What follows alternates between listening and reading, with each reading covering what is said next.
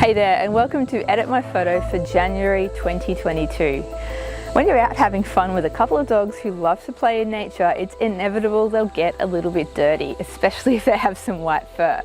We can clean that up easily enough, but we also need to brighten this image a lot to give it a more airy feel, and then do some work to improve the image quality. Feel free to follow along from start to finish or fast track through the tutorial using the chapter links down below. And as always, if you liked the video, please subscribe for more pet photography, shooting and editing tips and tricks.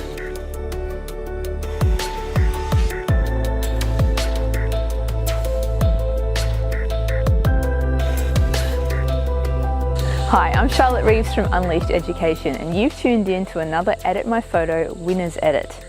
We run this free editing challenge in our Unleashed Education community every month. It goes through a few different stages. Firstly, Craig and I take turns to submit one of our raw images for members of the challenge to download and edit. For this challenge, I submitted this raw image of Zephyr. The winner of the challenge was Elijah with his classic and beautifully toned edit. As the winner of the challenge, Elijah submitted one of his images for me to edit. In this, I'll be brightening it up, evening out the sky, cleaning up the dogs and improving the image quality through some noise reduction and sharpening in both Lightroom and Photoshop. Finally, I make a tough call about the crop, where I choose a cropping option I rarely ever choose. Make sure you watch all the way to the end so you can see the final result. And as always, I welcome your questions and feedback in the comments. Okay, here we are in Lightroom. We've got a couple of main areas to focus on with this edit. First one being the image is a little bit underexposed, and the second one, kind of related to that, is the noise and sharpness and quality issues that we're going to encounter once we do lighten this image. So let's start off by choosing a camera profile. So this is a Sony camera, and luckily enough, Sony and Adobe have got their act together and there are matching camera profiles. So let's have a look through all of these and see which one is going to be the nicest. So I'm thinking camera portrait is going to be the nicest because it gives us a nicer range of tones to start with. Just a softer range of tones, which I think is going to really suit this edit.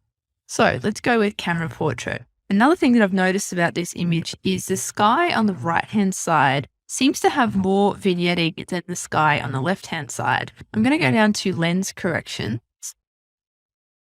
I'll tick remove chromatic aberration because I generally always tick this just in case. And I'm going to tick enable profile corrections. So this has kind of removed the vignetting a little, but it's almost emphasized the lightness of the sky over here and the darkness of the sky here. So I think that's something we're going to have to address manually. So I'm going to untick that because I do like the natural vignetting that the camera lens has. I'll leave that as it is. So let's dive into these global adjustments. I'm going to whip through and make some adjustments and then we'll take a look at what I did afterwards.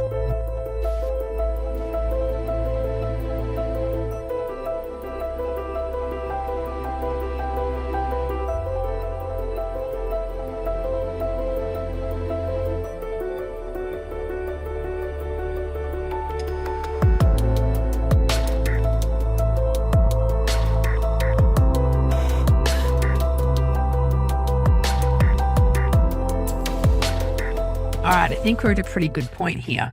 So I did need to add some exposure, a full stop of exposure. I added a bit of contrast because the image was a little bit flat in parts. I balanced the highlights with the whites, taking the highlights down and the whites up to help increase contrast in the brighter areas of the image. I filled the shadows all the way because it was quite dark in the shadows, but I pulled the blacks down just a little bit to stop the really dark areas looking grey. Under the tone curve here, I took the highlights down and lights up. I took the darks up because I felt that the shadows were still too dark even after maxing out the shadows up here. I often use that darks slider under the tone curve as extra adjustment. And then finally, I just took the shadows down a little bit. So looking at the histogram now, you'll see that the tones are nicely distributed over the range of the histogram rather than being clustered at the left-hand side, which indicated the image was underexposed. So zooming into the image here, I can see that having done all those adjustments, quite heavy adjustments too, we have ended up with some image degradation, mostly in the darker areas because we filled those shadows so much. So I'm going to go down under detail. I'm going to add some sharpening. Generally, I'll put the amount and the radius at pretty much the same level and leave detail untouched. Masking, if you hold down Option, while using this masking slider, it will give you an idea of where the masking is going to apply. We don't want to sharpen the sky because sharpening noise in sky is never a good idea. We want to make sure that the sky is black, but we do want to be applying that sharpening to areas that need it. So I'm going to leave that sharpening masking slider about there. I think that's a good level. And then finally, I'm going to add a little bit of noise reduction. So I will probably end up doing some additional noise reduction and sharpening in Photoshop. So I think the image is definitely looking better than it was before. If we have a quick flashback to how it came in and how it looks now.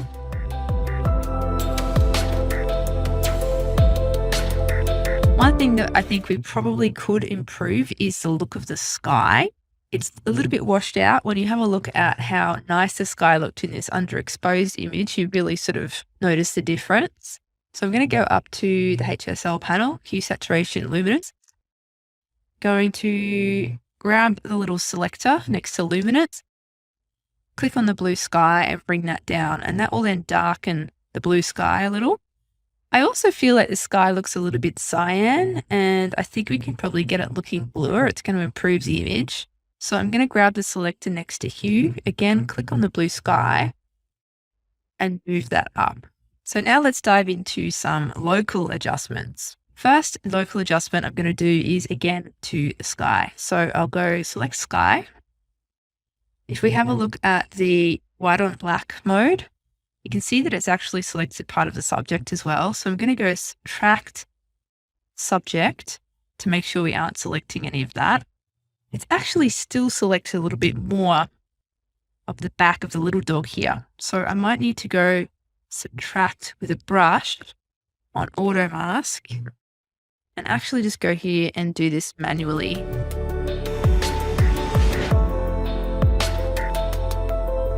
That's much better. Now we have a nice selection of the sky. That's why this mode is probably the best one for seeing where the masking is actually applying to, because when you have it on color overlay mode, the red masking can kind of make it a bit difficult to see exactly where that masking is going.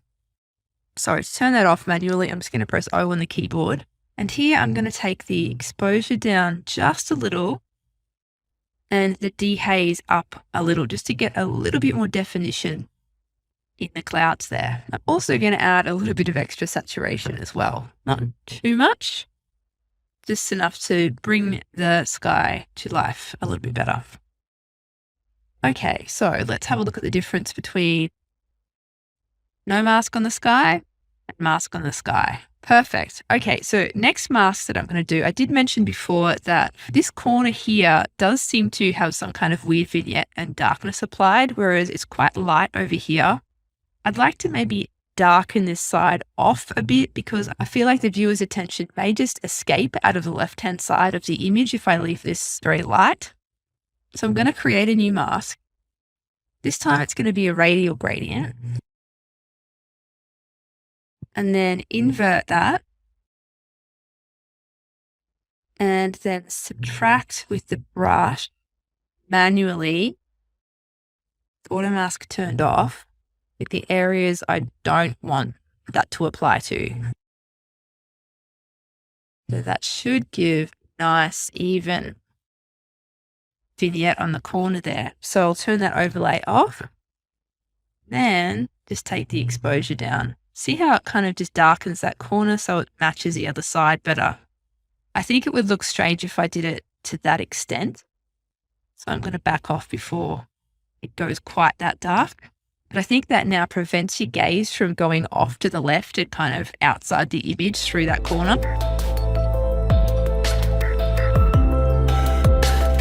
So the last mask I'm going to apply here is for the foreground of the image here. I just want to darken it off a little bit and reduce the contrast. So create new mask, linear gradient, drag it up from the bottom, subtract the subject just in case it's going over the subject, and turn that off. And I'm going to take the contrast down and then the exposure down. And move the shadows down a little bit too.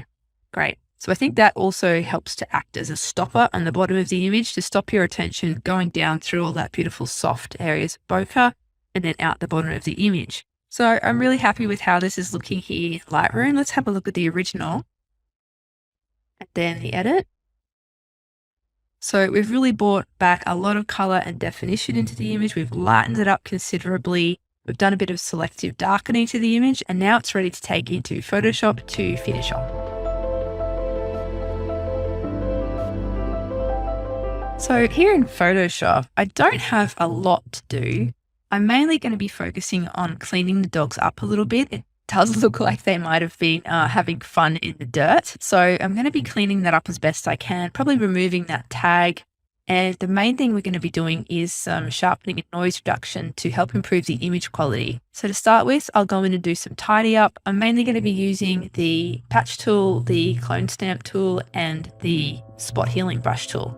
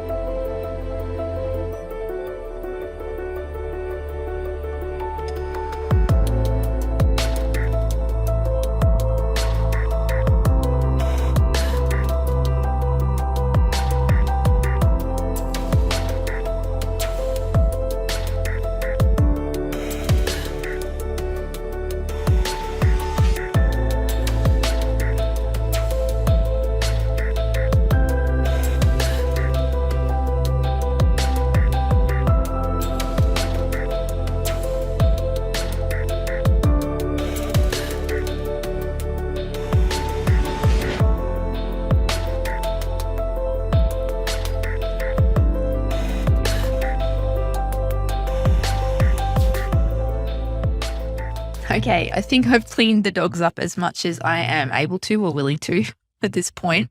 I do notice that there does seem to be a bit of residual color casting in the white fur. I'm going to use a hue saturation adjustment layer. I'm going to fill that mask with black and then grab a white brush. Make sure white is the foreground color over here. You can press D on the keyboard to switch to the default foreground and background colors, which makes white the foreground color. And I'm just going to paint into some of these areas where I know there's some color casting I need to get rid of. And then go into the properties for the hue saturation adjustment layer, grab the little finger and click and drag to the left. Now it's picked up reds in those areas, the red channel. I'm also going to increase the lightness of the reds. That also helps with color cast. And I think there's also some yellow in there too. So I'm going to increase the lightness of the yellows and maybe take the saturation of the yellows down a little bit and see how it's really helped to address that color cast there. So let me just expand where this mask is applying to. So I think that's fairly good. I'm going to flatten that down. Then I'm just going to grab the dodge tool. I like to use the dodge tool because I'm fairly confident with my adjustments. I know it's destructive, but I really prefer to use this tool. So I'm just going to dodge the white fur manually a little bit. I really think that's improved the appearance of those whites. Yeah, definitely.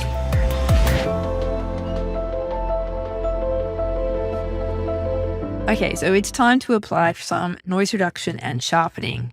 I have just started using the Topaz filters and I'm really loving them. The number one thing you need to remember while using these filters is to duplicate the background layer and apply the filter to a layer that you can then mask off some parts of the image if you don't want to apply that effect to the whole image. So I've got the background copy layer selected. I'll go to filter. I'll go to denoise for this one because it is quite noisy. So I'm just going to zoom in and see how this looks when it's a little bit bigger. So low light. So it's really helped to clear up all this noise in the shadows, which I think is really good. I think I need to increase the sharpness a little bit even more though. So I'm going to click auto. That automatically sets the noise and sharpness. Sometimes that does a pretty good job. I'm just going to move that up a little and also this up just a touch as well. I think that's really improved the look of the image. Okay, I'm going to click apply. And let's just turn that layer off and on again to see the difference there. Now, it was really quite noisy and it's really, really improved the image. So let me just have a look and see how it's applied to the rest of the image as well. Oh, it's fixed the noise everywhere. That's fantastic. I'm just going to take the opacity down a touch. Yeah, that's great. Okay. Happy with that. I'm going to flatten that.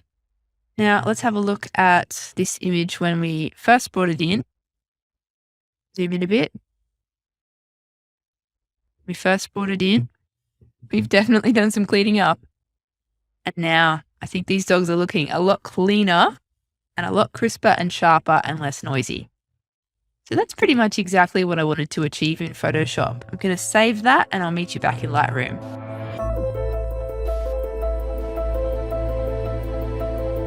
All right, here we are back in Lightroom. Now, the composition of the image as it sits doesn't really work for me, mainly because the body position and the gaze of the dog is heavily directed to the right-hand side of the image, but most of the space in the image is on the left-hand side. So when we crop this, I really feel like we need to come in from the left to then add more space on the right for the dogs to look into. I don't mind them centered vertically. I think that works quite well. Let's have a look at that. Yeah, I think that's much better. This is the sort of image that may even work okay in a square format. So let's go to 1:1. Because I'm not sure all of this foreground and sky is really necessary. Will definitely make the resolution less. So it might be the sort of image that you would share on Instagram, but not necessarily go and print. But I actually really like that. Now it's all about the dogs. It's a little bit less about the environment. However, you can still see that beautiful blue sky with the fluffy white clouds and the beautiful out of focus blurry foreground there.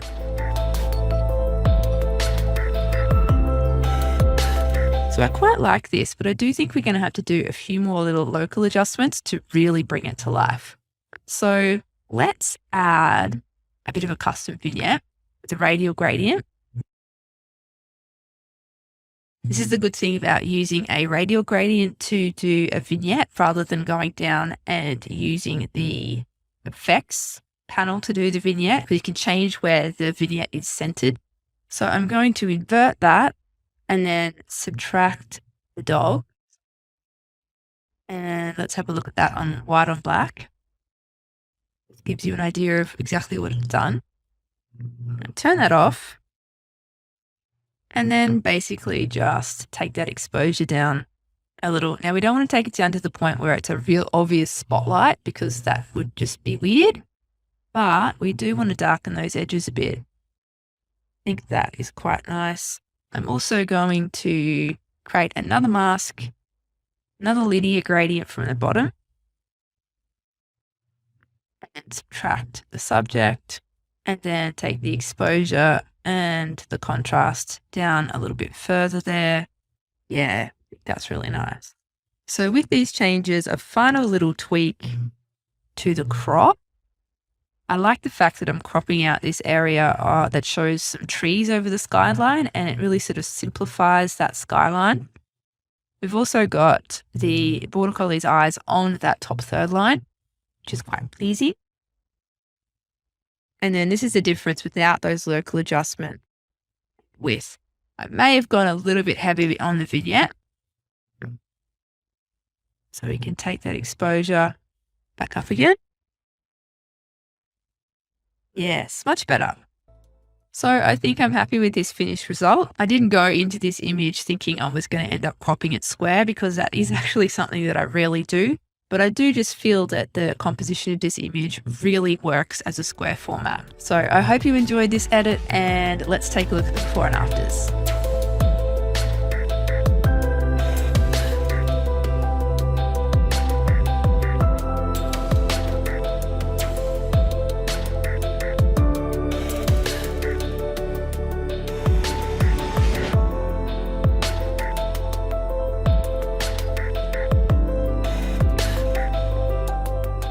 Hi, me again. If you're wondering how you can get involved in these editing challenges and be in with the chance to have one of your images edited by myself or by Craig, it's easy. You just need to opt in to the free Edit My Photo online hub. This is where we set new editing challenges every month, announce the winner, post a wrap up, and also share that winner's edit in a tutorial just like this one. We also create a comprehensive editing tutorial. We call them Unleashed Edits, of the raw file that we set for the challenge.